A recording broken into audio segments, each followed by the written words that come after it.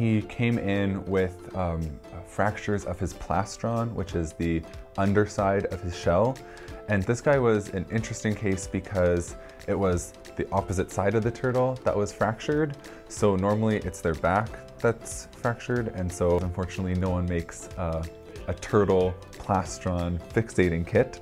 So we had to look through some of our supplies and we found long bone plates that they would put on like an arm bone. So we fixed that on with epoxy, and then we took basically like bra clasps and attached those to the various fragments so that we could put tension on it to keep it all together.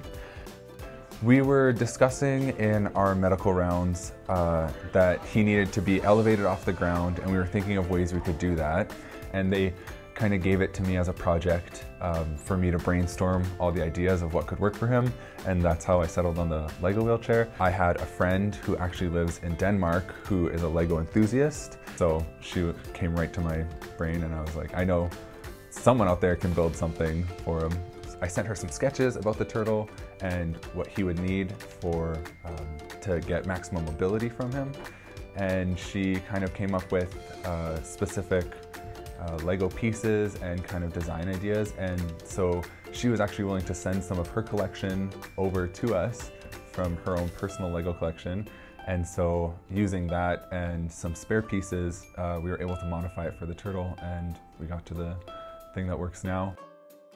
I was surprised at how well it turned out and how he's able to really express a lot of his normal behaviors.